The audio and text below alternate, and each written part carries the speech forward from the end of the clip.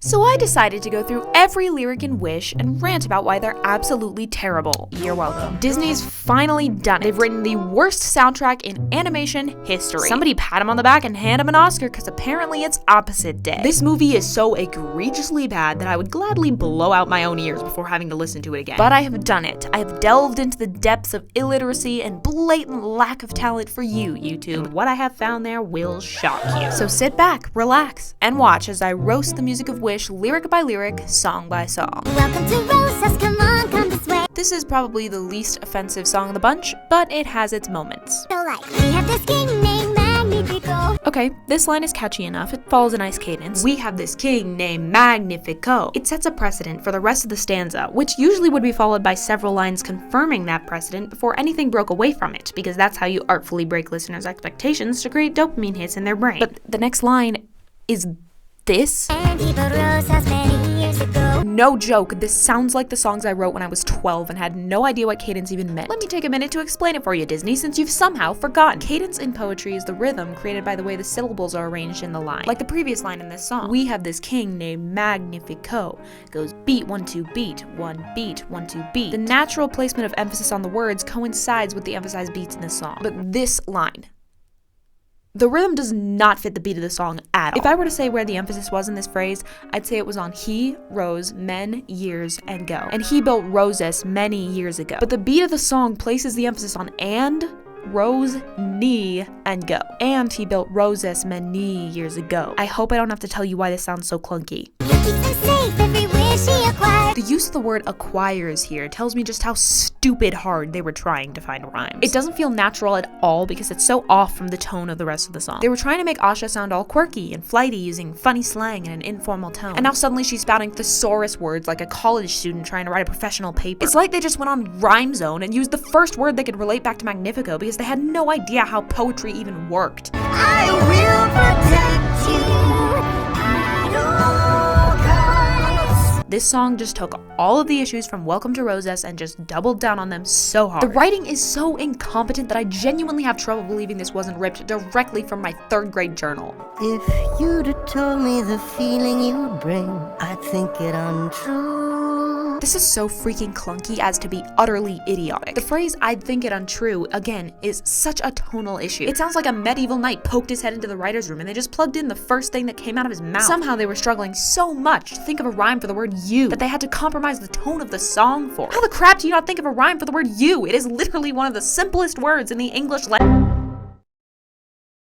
You pull me in like some kind of wind. What the crap kind of vague metaphor is this? Like some kind of wind. Wind can do a lot of different things, honey. What's the personification here? What's the quality of the wishes that you're trying to get across? What kind of a wind? Is it a hurricane wind? Does it rip off the roof of your house? A fart wind? Does it make you want to puke? Does it raise the hairs on your neck? Give me something. Does it make you feel chilly or does it warm you up? Also, bro, when have you ever heard of a wind pulling someone in? Nothing about this makes sense. Promise as one does.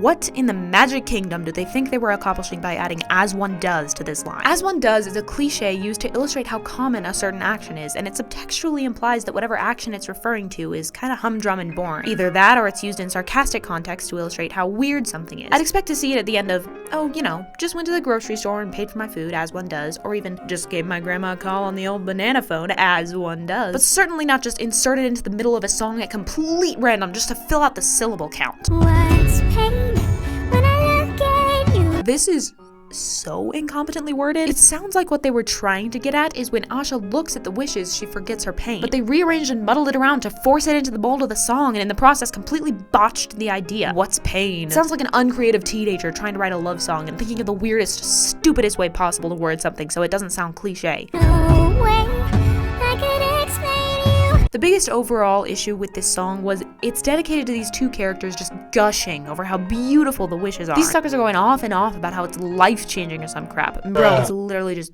crystal balls floating in the air. The fact that Disney could not think of any more creative way to portray the innermost hopes and dreams of people just shows how out of touch they are with how it actually feels to have any passion at all for anything. And as if that weren't enough, this line also commits another crime against cadence by putting the emphasis on the X of explain. If someone tried to hurt you, I don't see how that could happen. A stock market crash?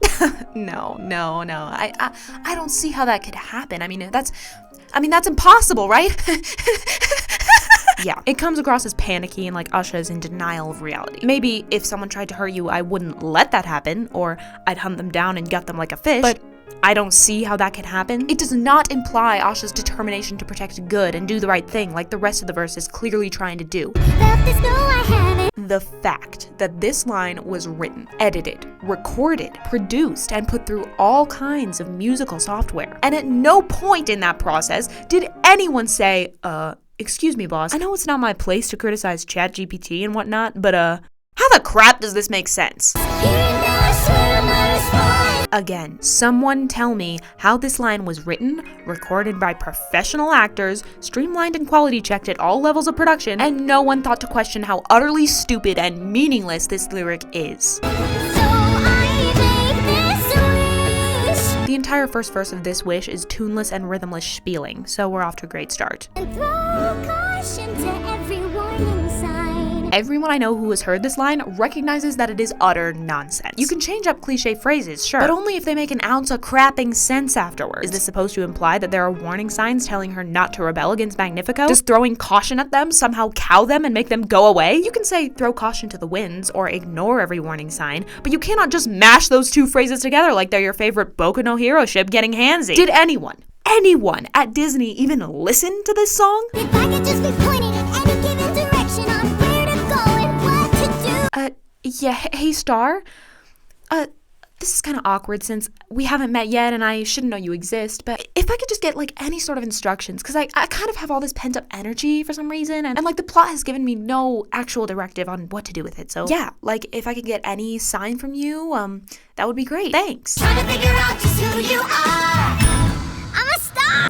I'm a star. I'm a star. I hate this song with every fiber of my being. Have you ever wondered why you look up at the sky for answers? Okay, this is a perfectly serviceable opening to a song. It's intriguing enough, it poses an interesting question. The problem is, the song never answers it. The whole song feels like an exceptionally stupid second grader on their last two brain cells trying to convince their teacher that they did the assignment by throwing in buzzwords and completely missing anything of actual value. I would send the song back to kindergarten to learn its ABCs. Or white flowers in the wind are effortless and eloquent dancers. Scratch that. Reverse it. Eloquent dancers. Oh boy, let's define eloquent, shall we? A very quick and simple and costless Google search will tell you that it means fluent or persuasive in speaking or writing. Yeah, sorry Julia Michaels, as much as we want to, we can't just slather smart-sounding words that mean generally good things on whatever subject we want. If Julia Michaels wrote this, I feel genuinely sorry for her, because she has the eloquence of a TikTok troll who gets all their knowledge of the English language from half-coherent social media posts. And it's genuinely sad, because her other songs are nowhere near this bad, so it baffles me how she managed to come up with such a Krabby Patty crap show. Turns a pine from a seed. This is another example of mashing and reshaping clauses beyond all recognition and reading comprehension. They are such freaking incompetent songwriters that they couldn't even come up with a rhyme for the word tree and had to mutilate the English language to get there. You don't have to look too hard. Around this time was about when I expected the song to actually start explaining concepts and, delivering on its initial questions. Spoiler alert, it doesn't. We're here for all your question marks. Comment down below if you know anyone on planet Earth who uses the term question marks like that. It again sounds like a stupid 6th grader trying to sound all unique and poetic and crap, but just coming across like they have the mental capacity of a squirrel. You're a star. Really just blows your mind. As if that somehow answers any of our questions. Do you mean she's an actual little sentient star creature stuffed into a skin suit and puppeting around some dead human? Or do you mean her soul is a star and she'll become one after she's dead? Because if you were saying this to anyone whose first time it was encountering a complex scientific idea like this, they would have no freaking idea what you were talking about because you phrased it so literally. Asha's only rational reaction to this is, what? When it comes to the universe, we're all shareholders. Get back for your system. I don't think I need to get into this. We're thinking why not have a mystery closure. Oh, so, boss? Yeah, we got some extra words here that we couldn't figure out how to fit into the song. Yeah. They're the ones from that brainstorm you called super clever. Yeah. Just throw them onto the ends of lines where they don't make any sense? Gotcha. Why does this character have to outright state that they are answering a question in this song? Oh yeah, it's because they're not. This is still a mystery and will be for the rest of the movie. Leaves don't eat, and this personification adds absolutely nothing. It just sounds stupid. See, that's where all the balls of gas come from. Does not compute, nor does it follow from the previous sentence at all. What do they come from? The leaves? The fact that the leaves eat the sun creates stars? I am hopelessly lost. So your dust is my dust? This stanza feels like a montage. Hear me out. It feels like they're just jumping from point to point in the explanation, trying to make it seem like Asha is learning something over time, like an anime character would learn fighting moves. I guess they forgot that that approach is never and will never be used for exposition because it doesn't make any crapping sense. You can't just cut and paste around information and expect the reader to understand it. That would be like if Matrix decided Morpheus' speech was too boring for the audience to sit through and just clipped together 3 sentences with swipe edits between them just to show that Neo was learning his stuff, and the audience was just completely left in the dark about what was going on. It is so painful to listen to. Like a teacher who knows their next mistake is getting them fired and is just begging the kids to understand their absolutely incoherent lecture. Here's a little fun allegory. This literally defies the order of adjectives in a sentence. Also, in case you were wondering, there is no allegory. This line is just slapped in here for the heck of it, because why not set up and make a promise on something that we are blatantly just going to forget about in the next line, and hope you do too, because our last hope at this point is that our audience is somehow stupider than we are. That gets me excited, sorry. Someone thinks they're Dr. Seuss and can just go making up stupid, idiotic sounding words as a lazy excuse to not think of a rhyme for the word allegory, or even to reword their couplet so it sounds vaguely better and not invent a setup that they aren't even gonna pay off. At this point, just nix the verse. I mean, who really wrote this? Because I am cringing so hard for you right now. It's nice thinking in the morning. Guys, look at him. Oh wow. Oh crap, I think we really confused them. Yeah, not good. What are we gonna do about it? It'll sink in the morning. Let's go hit up the Forest Bar. Hey, Yeah! solid. And this is the thanks I get. Okay, first of all, the exclamation mark is not needed here. Your tone is already inherently read into the sentence. We can tell he's mad without needing extra punctuation. Also, somebody told me once that using a question mark and exclamation point together wasn't correct grammar, so I went researching that and found out that it's technically not correct, but it is acceptable. Get away with it this time, Disney, but I'm watching you. One misstep. I'm magnificent. I put the eye in omnipotent. Now listen here. If you're quiet and you listen closely, you can actually hear the veins in Julia Michaels' head popping as she strains to think of a trisyllabic rhyme. I'm passionate. I'm not petulant. Petulant is the word we're going with. Petulant. Childishly sulky or bad temper. Who the crap was scolding Magnifico like a child? Nobody. Why did he feel the need to deny he was petulant in this song? They were just scrambling for any 3-syllable word they could use that sounded vaguely similar to passionate. I'll be the first one to volunteer, Henry, if your home were to crumble. This totally wrecks the rhyme scheme they just set up. In the previous 2 lines, they had a nice AA, which weren't even full rhymes, but let's face it, a half rhyme is the best they can do at this point. Then they blatantly refused to rhyme with the last word of the next sentence, instead starting a new line with C and C inside it, and then cut to 2 lines that are so long you completely forget what the rhyme was even supposed to be by the end. Overall, it just sounds like something I would write when I was 6. Be better. Also, the cadence is off again on If You Were in Trouble. And now you're questioning your king? The disrespect I just underwent. Skywalker, missed you have I. A potion, a spell, a summon, a curse? Anything to make that light reverse. Ooh, I wonder what my Christmas present will be. I'm so excited. What are you hoping for, sweetheart? A write. A what? A write. Mom, I want to write. Do you mean you want like a writing pen or like something to write with? Because you can't get a write, sweetie. That's a verb. As in the ability to write, because I clearly can't. Look, you got a point right here. It is. Boom. Bam. Bop. Bada bop. Boom. Pow. A summon does not work in this context. It is just blatantly not even a noun. Also, what the crap does it even mean for a light to reverse? It just doesn't make any sense. Somebody save me. I can feel the brain cells leaving my body.